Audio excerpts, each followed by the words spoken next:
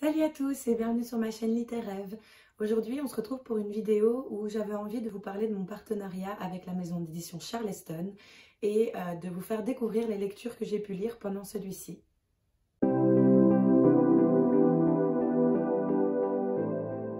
Tout a commencé au début du mois de juillet 2019 où j'avais envie de faire un partenariat avec les éditions Charleston et donc je leur ai envoyé un mail sous conseil des bookstagrammeuses avec qui j'avais discuté. Je leur ai envoyé un mail pour leur demander s'il était possible de faire un partenariat et ils ont accepté pour 2 romans. Et donc le premier, c'est Un enfant à tout prix de Pascal Roult-Delmas. Et donc c'est l'histoire d'Isabelle, une hôtesse de l'air qui vit en couple avec Antoine et il rêve de fonder une famille, sauf que l'enfant n'arrive jamais. Et donc la relation commence un peu à se dégrader au fil du temps à cause de cet enfant qui n'arrive pas. Et donc ça a été un véritable coup de cœur pour cette histoire. Je l'ai dévoré en 24 heures, je pense. Pour dire qu'il était vraiment bien. Donc c'est une histoire qui m'a beaucoup touchée, elle m'a fait passer du rire aux larmes parce que c'est un sujet très difficile. L'autrice en parle avec tellement de douceur que l'histoire est vraiment très très belle. Le deuxième livre que j'ai eu la chance de recevoir, c'est La femme au manteau violet de Clarisse Sabart. Alors c'est vrai que les Clarisse Sabart, moi j'y vais toujours les yeux fermés parce que j'adore cette autrice, j'adore ce qu'elle fait, ce qu'elle dégage dans ses histoires, c'est vraiment toujours chouette et c'est toujours un bon moment de lecture. Et donc c'est l'histoire de Jo qui apprend après un petit accident qu'elle est au bord d'une rupture d'anévrisme. Et donc elle doit se faire opérer, mais l'opération n'est pas sans risque. Et donc du coup, elle a très peur et elle se réfugie chez son grand-père. Et en fouillant un peu chez lui, elle trouve un pendentif qu'il a reçu 15 ans plus tôt avec une petite note disant que le pendentif vient d'une certaine Charlotte. Et donc elle se décide à trouver qui c'est et donc elle part à la recherche de cette personne. Ce roman aussi, ça a été un énorme coup de cœur. Donc, Clarisse Sabart alterne les époques entre le New York des années 30 et la vie de Jo en 2018. Et donc, on en apprend beaucoup. Il y a vraiment une ambiance garantie. C'est vraiment hyper chouette. On s'immerge vraiment dans l'histoire. Le destin de ces deux femmes est très très passionnant.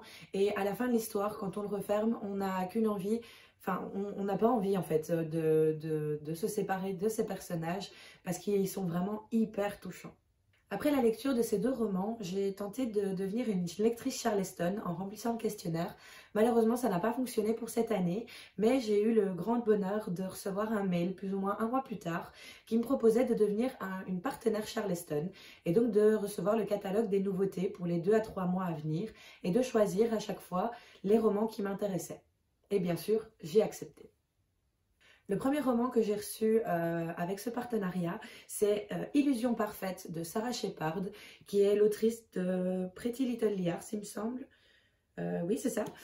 Et c'est un roman très psychologique, donc c'est l'histoire de Elisa qui se réveille à l'hôpital après une énième tentative de suicide, sauf que elle est persuadée qu'elle n'a pas tenté de se suicider, mais que quelqu'un l'a poussée et que c'est plutôt une tentative de meurtre. Et donc c'est toute la recherche de Elisa qui se bat pour montrer à sa famille et au personnel soignant que non, elle n'a pas encore une fois tenté de se suicider, mais que quelqu'un a bien essayé de la tuer. Le roman est un vrai thriller psychologique, donc on alterne entre le vrai, le faux, on essaye de démêler la fiction de la réalité, mais même Elisa ne s'en sort pas, et donc c'est vraiment vraiment très prenant.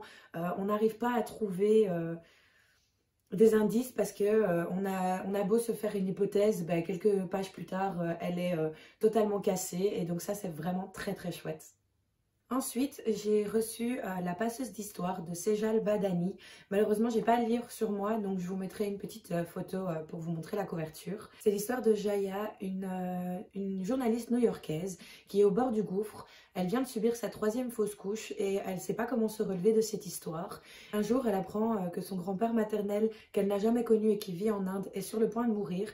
Et donc, elle décide de partir là-bas pour se reconstruire et pour aller rencontrer son grand-père et tous les secrets de famille sur lequel repose toute cette histoire. Cette lecture a été un réel coup de cœur. On alterne les époques entre Jaya qui découvre son pays d'origine et sa grand-mère maternelle Amisha qui vit dans les Indes britanniques des années 30. L'écriture est belle et immersive. On a vraiment l'impression de vivre cette histoire comme si on l'avait vécue nous-mêmes.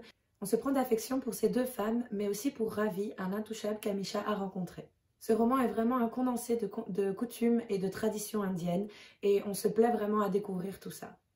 Ensuite, j'ai reçu la box de Noël où j'ai eu la chance de recevoir 3 romans que j'avais demandé, mais avec des petits goodies en plus comme ma tasse qu'on voit ici, qui est en rapport d'ailleurs avec ce livre. Et donc c'est Les étoiles brillent plus fort de Sophie Jomain. C'est l'histoire d'Agathe qui travaille comme décoratrice aux galeries Hartmann, que moi j'ai un peu considéré comme les galeries Lafayette pour me mettre un peu dans l'histoire.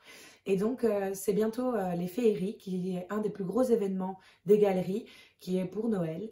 Et donc pour Agathe, tout est prêt, tout est décoré, tout est parfait, sauf que c'est sans compter son nouveau patron qui à 7 jours de l'événement veut tout changer.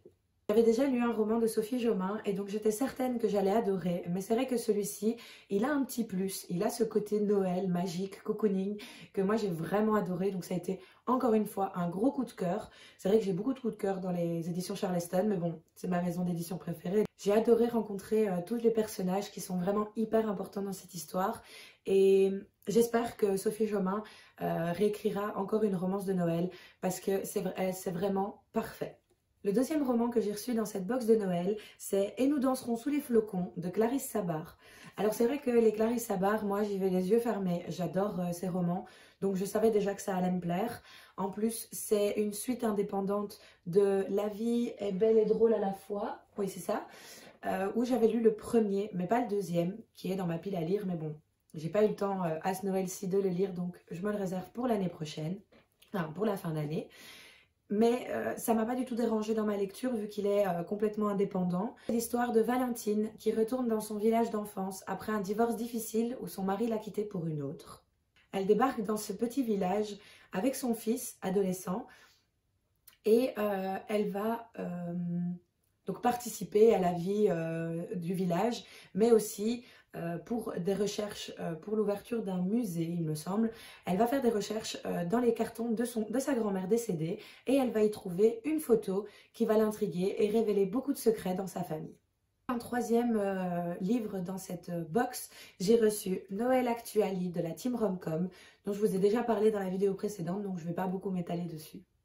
Ensuite, j'ai reçu Pachinko de Min Jin Lee, qui est un magnifique livre qui a été écrit par l'autrice sur 30 ans. Donc, c'est dire la recherche dans l'histoire. L'histoire commence au début des années 30 avec Sunja qui tombe amoureuse d'un homme.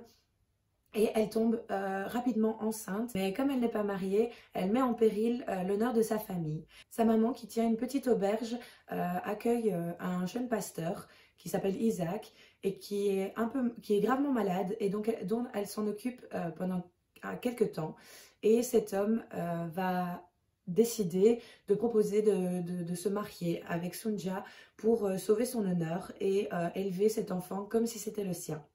Sunja et Isaac partent au Japon où ils doivent retrouver le frère du jeune pasteur. Et de là commence un exil qui suit sur 8 décennies et 4 générations. Ce livre, c'est un réel condensé d'histoire. On suit une famille Zainichi, je pense que ça se dit comme ça, mais je ne suis pas sûre, qui sont en fait des exilés coréens au Japon, surtout pendant la Seconde Guerre mondiale. La lecture est très immersive, on a vraiment l'impression de nouveau de se plonger dans l'histoire et de la vivre en même temps que les personnages. Pendant l'histoire, on a beaucoup d'éléments culturels et de petites expressions, de mots comme ça, par-ci par-là, qui sont mis soit en coréen, soit en japonais. Et donc ça donne beaucoup d'informations et c'est vraiment très très chouette de mélanger comme ça culture et histoire. Les personnages sont très attachants et on ressent beaucoup d'empathie pour cette famille qui est rejetée autant par son pays d'origine, la Corée, mais aussi par son pays d'adoption, le Japon. Voilà, donc ça c'est les lectures que j'ai lues pour l'instant, mais j'ai encore reçu des réceptions qui sont dans ma pile à lire et que j'aimerais bien lire pendant ce mois de mars. Comme ça je serai à jour pour les nouveautés. Donc je vais vous présenter Dakota Song de Ariane Bois, qui est une autrice que j'ai dans ma pile à lire, mais je ne la connais pas encore. Et donc l'histoire se passe à New York en 1970. Et donc c'est Sean, un jeune homme de 19 ans qui ne veut pas finir en prison. Et après avoir vu le meurtre de son meilleur ami, il se réfugie dans l'un des plus mythiques immeubles de Manhattan, qui est le Dakota Building. Là-bas, il va devenir le portier de l'immeuble. Et donc toute une histoire découle de ça, des personnages qui vont entrer dans cet immeuble, et donc ça a l'air très très intéressant.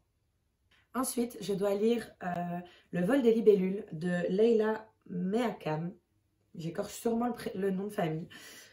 C'est l'histoire de 5 femmes en 1942 qui sont envoyées dans le Paris occupé pour une mission d'espionnage qui s'appelle l'opération Libellule. Elles sont parties à 5, mais elles ne reviennent qu'à 4. Mais c'est sans compter une personne qui, 50 ans plus tard, va remuer le passé et faire ressortir plein de secrets. Ensuite, je devrais lire Rendez-vous au Café du Bonheur de Lucy Diamond. Je pense que c'est une duologie ou une trilogie, mais ça donne vraiment envie.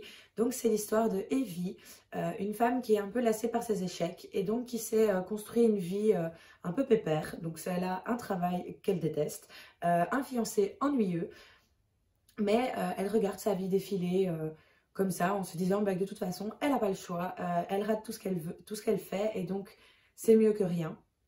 Et donc elle vit comme ça jusqu'au moment où sa tante décède et lui lègue un petit café dans les Cornouailles. Et donc elle se dit que c'est le moment de reprendre sa vie en main et elle part pour aller découvrir ça et reprendre son héritage. L'avant-dernier roman que j'ai reçu et que je dois encore lire, c'est La révérence de l'éléphant de Laura Trompette, qui a l'air magnifique. Donc c'est l'histoire de Marguerite, une vieille dame qui vit dans un EHPAD et qui aimerait bien mourir, sauf que la France ne l'accepte pas. Mais avant de mourir, elle aimerait bien, elle a une dernière mission. Donc sa mission, c'est de redonner goût à l'amour à son petit-fils Emmanuel, qui est un photographe en Tanzanie, un photographe animalier en Tanzanie. Et enfin, en dernière lecture que j'ai reçue, c'est Un jour de plus de ton absence de Mélusine Huguet. C'est le premier roman de Mélusine, qui est aussi Carnet parisien sur Instagram. Et donc, c'est l'histoire de Jade qui, depuis ses premiers jours avec Antoine, veut fonder une famille. Et l'enfant arrive enfin, elle est enfin enceinte, mais c'était sans compter une ombre au tableau, un mensonge qui dévore Jade de l'intérieur. On est déjà à la fin de cette vidéo, j'espère que ça vous aura plu. Si jamais, n'hésitez pas à me dire les lectures que vous avez peut-être lues. Par cette vidéo, je remercie aussi encore 1000 fois les éditions Charleston pour leur confiance. Et je vous dis à bientôt!